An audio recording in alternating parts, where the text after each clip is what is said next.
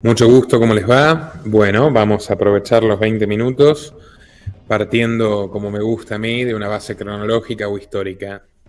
La filosofía liberal es, por lejos, el cuerpo de ideas que más beneficios le ha traído a la humanidad. Da testimonio de ello el progreso incomparable que atravesó nuestra especie a lo largo y ancho del siglo XIX.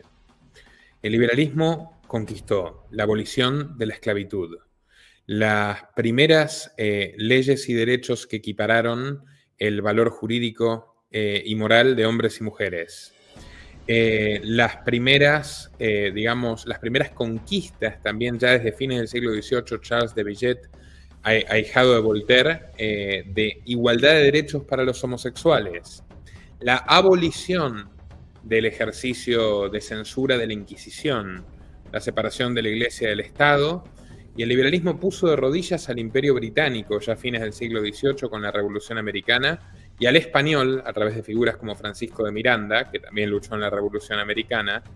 Y todo esto decantó con la Revolución Industrial y el comienzo intenso de un comercio internacional mucho menos restringido que el que se había vivido antes bajo el esquema mercantilista y mucho menos restringido del que se vive ahora, paradójicamente, en la era de Trump. El liberalismo consiguió en la Belle Époque no solamente un interludio de 30 o 40 años de la mayor paz en siglos que hubo en la humanidad, sino también que pasemos de la vela a la energía eléctrica, de las cartas al telégrafo y luego al teléfono, y también al cine, del carro de caballos al automóvil y al avión. Y eso en 20 o 25 años. No hay progreso equiparable, ni todos los propagandistas de la inteligencia artificial pueden vendernos que esta es una revolución mayor que la que supuso pasar de la vela a la energía eléctrica. Por supuesto que no eran gobiernos ni políticos liberales los que conquistaron estas victorias, y precisamente al respecto me gustaría pronunciarme. Lo que llevó a la humanidad a semejante grado de progreso fue que hubo una batalla terrenal y una batalla ideológica que libraron los liberales de aquella época, arriesgando incluso su propio cuello. Sus victorias están reflejadas en esto que acabo de exponerles, y sus derrotas y sus fracasos es lo que convirtió al liberalismo anarquista, es lo que llevó a elaborar una conclusión antigubernamental.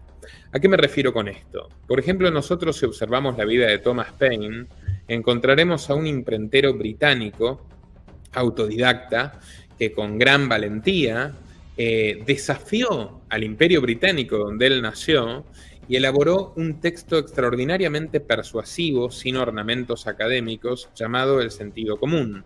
Dicho ensayo se convirtió en el mayor best-seller del siglo XVIII. Se vendieron 500.000 copias en el territorio de las 13 colonias de Norteamérica. 500.000 copias sobre una población de 2,5 millones de personas, lo que equivaldría actualmente a vender 60 millones de copias de un libro en los Estados Unidos, lo cual es completamente imposible. Paine tuvo que acostumbrarse a caminar con 2 pistolas de avancarga por las amenazas que pesaban sobre su cabeza y se convirtió en el hombre más buscado por Inglaterra durante años. Paine luchó en la Revolución Americana, Paine liquidó todos sus bienes para financiar la gesta y realmente fue el único exponente libertario de los padres fundadores, porque si lo comparamos, por ejemplo, con Jefferson, que es un primer prototipo de pseudoliberal, observaremos que Jefferson era un personaje que, aunque nos vendan muchos de estos institutos pseudoliberales que ahora succionan subvenciones del gobierno autoritario de Milley, por ejemplo, aunque nos vendan que Jefferson era un liberal, Jefferson no solamente era un esclavista, no solamente era un esclavista particularmente cruel, que, por ejemplo, violaba a sus esclavas. Además, era un crítico de la sociedad de clases, ¿no? Esto es bastante llamativo. Jefferson decía que había que mantener a Estados Unidos lejos de la depravación de la sociedad industrial de clases de Europa, ¿no? Y es un tipo que, si bien en los conceptos parecía que podía tener algún interés en la limitación del poder, de hecho, él redactó la Declaración de Independencia y fue uno de los padres de la Constitución. Siendo ya presidente, tomó la iniciativa de violentar esa Constitución e iniciar una acción militar agresiva, que fue la invasión de Canadá y las guerras angloamericanas de 1812. Su canciller, James Monroe es el padre de la doctrina Monroe que postula América para los americanos, porque el trato con Inglaterra para cesar las hostilidades fue, ahora nosotros también queremos ser imperio, ¿no? Y para ello además tomó deuda externa. Todo eso eran cosas que el Jefferson activista había repudiado y el Jefferson presidente llevó adelante. Mientras tanto, su gran amigo Thomas Paine le escribió una carta diciéndole: Thomas, estoy un poco preocupado porque están queriendo incendiar mi casa, porque Thomas Paine había publicado un prodigioso libro llamado La Edad de la Razón, que es una crítica a la religión organizada. Entonces Paine arriesgó su vida por los Estados Unidos para darle nacimiento a esa nación, y obsesionado con lograr, por ejemplo, abolir la esclavitud, cosa que Jefferson, Washington y demás esclavistas no permitieron. ¿Qué le contestó Jefferson? Le sugirió que se vaya de viaje. O sea, ese es un ejemplo de lo que es la libertad de expresión en los Estados Unidos desde su fundación, ¿no? La propia vida de Paine, cómo avanza, demuestra que el mayor aporte que él realizó lo realizó cuando era un revolucionario, cuando era un escritor, y no pudo penetrar en la política ni hacer una transformación social radical desde la política. Básicamente observó cómo del imperialismo británico se pasó al neofeudalismo agrario que le gustaba a Jefferson, un país de propietarios de tierra, puritanos y esclavistas, que eran los que tenían finalmente derecho a decidir. Él se fue a Francia y luchó en la Revolución Francesa, Thomas Paine. Y si bien combatió contra la monarquía absolutista borbona y era una causa noble, luego fue prisionero por los jacobinos, que quisieron cortarle la cabeza en la guillotina, y lo salvó de milagro William Godwin, uno de sus discípulos, miembro del Club Jacobino de Londres, que obviamente se dio cuenta de que matar a Paine no era un gran aporte para la libertad. William Godwin, paradójicamente, por cierto, el padre del anarquismo. ¿A qué voy con todo esto? La vida luminosa de Thomas Paine, que sin duda aportó mucho al mundo, y es mucho mejor que haya caído el Imperio Británico a que no lo hubiera hecho allí en Norteamérica, y luego que sucediera lo mismo con el español, a través de su amigo y discípulo Francisco de Miranda y otros personajes influenciados por él, como Artigas o como Mariano Moreno. Lo interesante de la vida de Paine es que los logros de Paine se concentraron en su etapa no política, en su, digamos, trabajando desde el llano, ¿verdad? Lo mismo podemos extrapolarlo a otras figuras. ¿Por qué Francia no cayó en el socialismo? Estuvo a punto de hacerlo. La Comuna de París, por ejemplo, de hecho tuvo a comunistas tomando la ciudad, estuvieron a punto de quemar el Museo del Louvre, enardecidos. ¿Por qué Francia no cayó en el socialismo tras tantos intentos de revolución, ya desde 1848, 1871, etc.? Porque hubo un caballero de pluma prodigiosa llamado Frédéric Bastiat, que escribió panfletos y ensayos brillantes de economía no matemática, expresada en parábolas, de hecho, mucho antes que los austríacos, que se convirtieron en los textos económicos más leídos del siglo XIX, y hasta el más modesto campesino francés pudo entender a través de lo que se ve y lo que no se ve, o a través de la ley, o a través de los sofismas económicos, los conceptos elementales que explican por qué la sociedad prospera en la medida que se le brinda libertad al mercado, que es el mecanismo de cooperación que tenemos por excelencia, y no prospera cuando interviene la violencia del Estado, ¿no? Por ejemplo, la ventana rota. ¿Qué logró Frédéric Bastiat como diputado, puesto que asume en 1848 y donde permanece 2 años, pues muere de tuberculosis en el 50? Absolutamente nada, más allá de una interesante polémica sobre el crédito gratuito que tuvo con Proudhon y otros. En su lecho de muerte, Bastiat designa como sucesor autorizado de su obra en el Jornal de los Economistas a Gustave de Molinari, que es considerado por Rothbard el padre del anarcocapitalismo moderno, quien postula la producción privada de seguridad. De hecho, en una polémica entre dos liberales de la época, Dunoyer y Molinari, Bastiat le concede a Molinari que es cierto que si toda la economía política, que era casi un sinónimo de liberalismo en esa época, si toda la economía política había concluido que la competencia era mejor que el monopolio en todos los ámbitos, la seguridad no debía ser una excepción.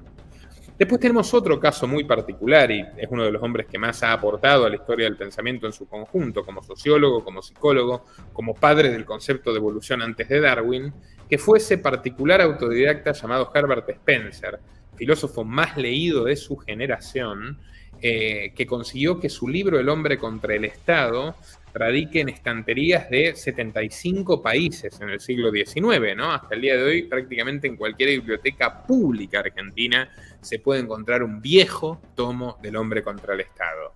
El hombre contra el Estado es una obra prodigiosa. La idea hayekiana del orden espontáneo en realidad es Spencer puro. Aunque Hayek no lo citó demasiado, es Spencer puro.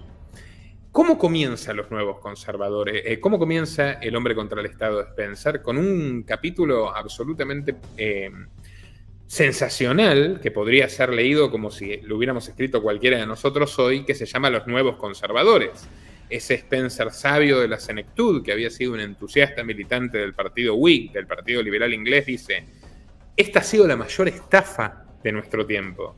Nosotros ingresamos al Partido Liberal entusiasmados porque creíamos que iba a haber un grupo de políticos que defiendan nuestros intereses y, sin embargo, la vacunación obligatoria, la educación pública, aranceles y regulaciones de todo tipo, absolutamente todas medidas llevadas adelante por el Partido Liberal, que él dice se han convertido en gente más sedienta de concentrar el poder que los propios Tories, que los propios conservadores, se han convertido en una mayor amenaza contra nuestra libertad, y la trampa perversa es que nosotros nos tranquilizamos, dejamos de salir a la calle, dejamos de amenazar al rey con cortarle la cabeza, precisamente porque estos tipos nos iban a defender, y al final terminaron devorándonos, y el Estado es más grande ahora de lo que ha sido nunca.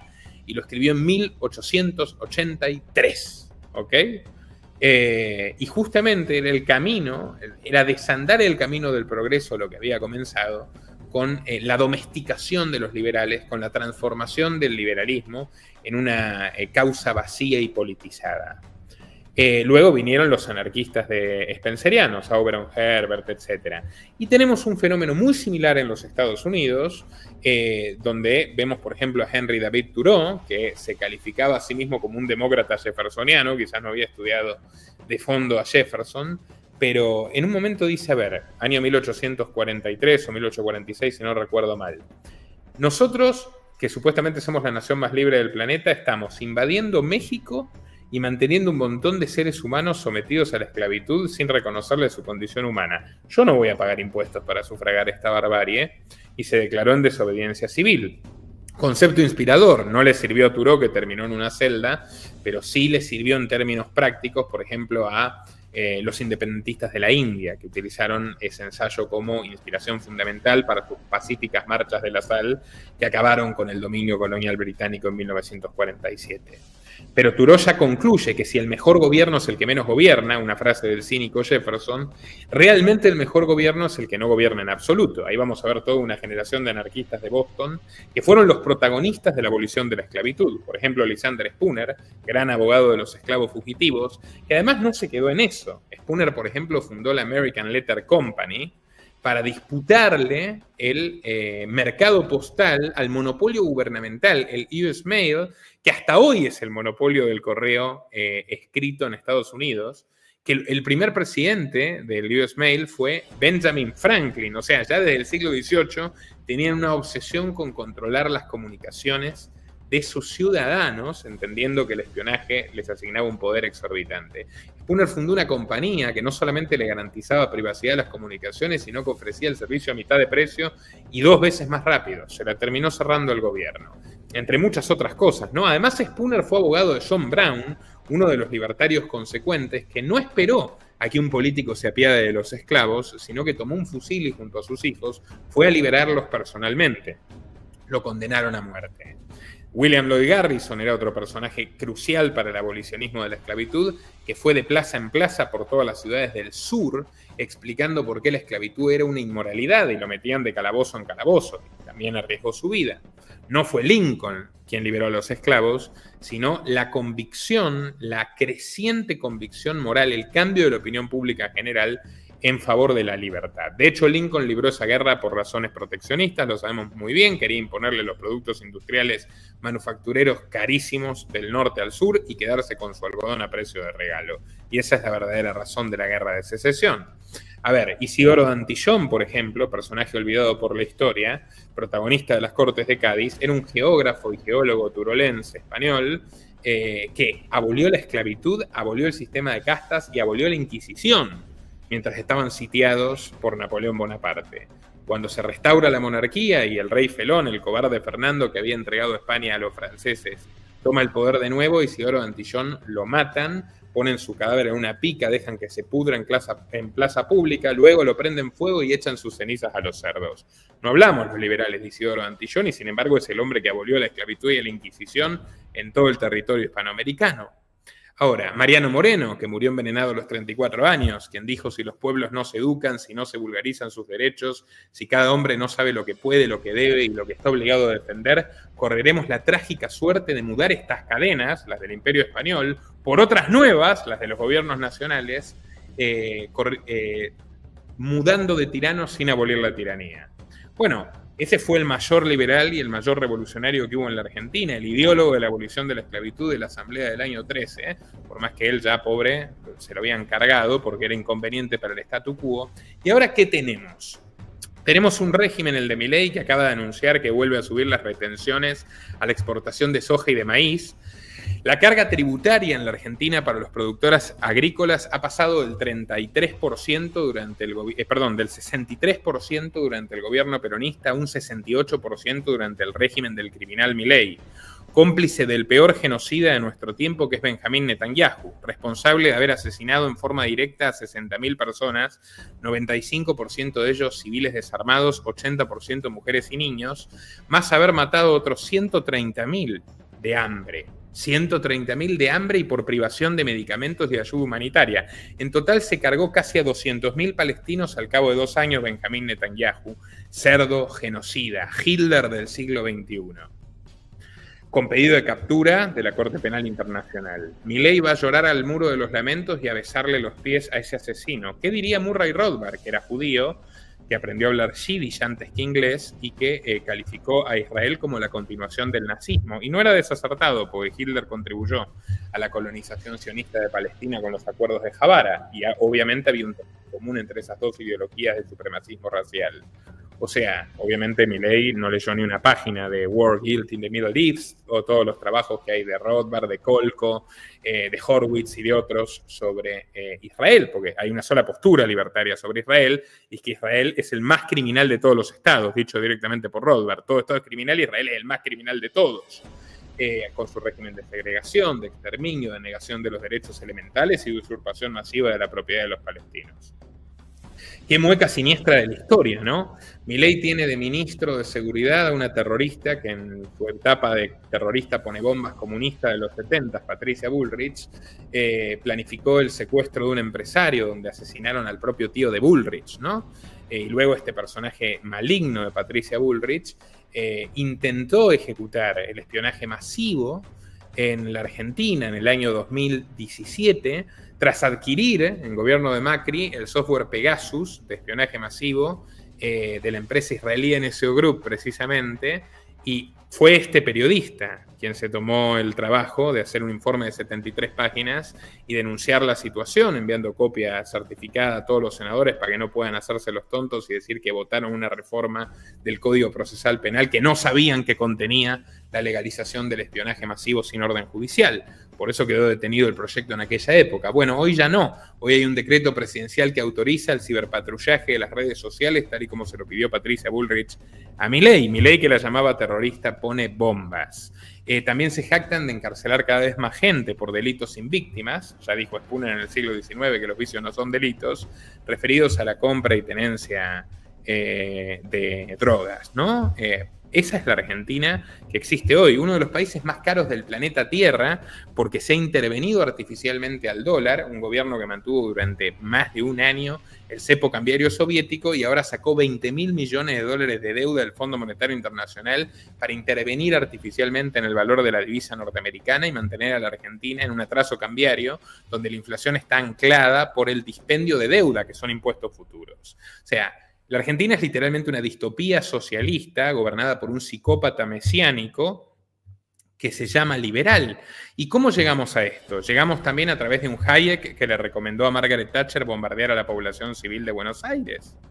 Llegamos a través de un Milton Friedman que asesoraba al dictador Pinochet y a la basura de Alex Kaiser, permítanme ahí, Martín Venegas va a estar contento de que lo llame de esa forma, que trataba de obligar a Vargas Llosa a reconocer que la dictadura de Pinochet era menos mala que la de Fidel Castro. Vargas Llosa, en un arranque de lucidez, le contestó: no te lo permito. Cualquier dictadura es mala, cualquier asesino es asesino, ¿no? Básicamente, durante el siglo XX, el liberalismo fue desactivado, fue absolutamente prostituido, y llegamos a esta burda parodia donde se adora, por ejemplo, a un tipo que se autodenomina socialista, búsquenlo. Elon Musk dice: yo soy, I am a kind of socialist, está ahí el tweet, no lo borró, y que es el empresario, comillas, más rico del mundo, básicamente porque tiene una serie de holdings mega subvencionados por impuestos de los sufridos American taxpayers, y me señalo porque pago cientos de miles de dólares de impuestos contra mi voluntad al gobierno de Estados Unidos desde que soy youtuber. Por tanto, Elon Musk, ¿qué tiene? Una empresa de autos eléctricos que es la que mayor tasa de mortalidad tiene en el mundo, Tesla, una basura abominable que, si no cuenta con leyes como las que ha logrado su lobby en la Unión Europea, que restringen la venta de automóviles convencionales a partir del año 2035, no podrían existir, y aún así se está cayendo a pedazos Tesla. O sea, necesitan limitar la libertad de los consumidores e imponer su producto porque no son capaces de persuadir al mercado. SpaceX es una filial de la NASA, no existiría si no estuviera mega subvencionada por el gobierno de Estados Unidos. Starlink es una firma de satelital que, por ejemplo, le ha propuesto internet gratis a los ucranianos y terminó vendiéndole la información a Putin para que optimice los bombardeos, e hizo lo mismo con los palestinos y en favor de sus opresores israelíes. O sea, a ese miserable criminal lo tomamos como modelo de algo, y la foto de Milei entregándole la motosierra a ese par delictivo representa hoy al liberalismo. Yo los invito a reflexionar cómo hemos llegado a un mundo tan estatista que incluso está abandonando el fenómeno virtuoso de la globalización que nos ha traído la prosperidad que nos trajo, y estamos volviendo a la etapa del mercantilismo, fomentando la guerra, fomentando el imperialismo, fomentando las divisiones, los movimientos de derecha identitaria, que es básicamente la contracara del progresismo, atacando la inmigración, la integración pacífica, cultural y económica de los pueblos, que fue lo que generó que hayamos llegado a este grado de prosperidad pese a los gobiernos. Bueno, hoy la libertad en el mundo se está pagando porque hemos renunciado a nuestras raíces y a las lecciones que nuestra valiosa historia liberal nos ha dado. Por tanto, he dedicado tantos años de mi vida a tratar de mantener viva la llama y invitarlos no solamente a la radicalidad, sino a reflexionar a qué tipo de personajes idolatran. Porque también hay un Huerta de Soto, por ejemplo, cuya fortuna familiar se basa en que es heredero de la empresa de compañía de seguro de la dictadura franquista, y por eso anda diciendo que generales franquistas eran santos libertarios, algo que llegó a decir en su patética conferencia Dios es libertario, donde expone su supina ignorancia en materia histórica. Pues un buen economista y nada más que eso. Y ahora dice que Milei es un milagro. Milei es un milagro y ha subido los impuestos del país que ya tenía los impuestos más altos de todo el continente, más altos que Venezuela, más altos que Nicaragua. ¿Ese es el milagro? ¿El endeudador? ¿El cómplice del genocida Netanyahu? Hay un discípulo de Hans Hermann Hoppe, que es alguien a quien yo he repudiado de mil formas, por más que, por supuesto, las ideas correctas se reivindiquen, pero obviamente un tipo que te está proponiendo crear una sociedad identitaria, despreciando a personas de otras etnias u orientaciones sexuales, no entiende que el liberalismo es una cosmovisión moral, en esencia. No es simplemente privatizar la opresión, es destruir la opresión, es destruir la concentración ilegítima del poder, es maximizar la libertad del individuo para que construya su proyecto de vida armónicamente con los demás. Bueno, Hoppe tuvo un discípulo al que no respeta, pero un discípulo al fin, un aprendiz que se llama Curtis Yarvin, es el máximo exponente de la llamada ilustración oscura o la neoreacción, que es el tipo que ha básicamente diseñado buena parte del esquema trampista del poder actual. Es decir, básicamente hay que desmembrar la democracia y reemplazarla por un gobierno corporativo. Hay que gobernar al país como si fuera una sociedad anónima con accionistas y con un CEO que puede ser Trump, que puede ser Elon Musk. Y bueno, miren lo que estamos viendo. No, un país no es una empresa y los ciudadanos no son accionistas. Cada persona es un mundo, cada individuo es un soberano, cada vida vale lo mismo que otra. ¿Ok? No hay accionistas mayoritarios y minoritarios que tengan más o menos derechos a partir de esa condición.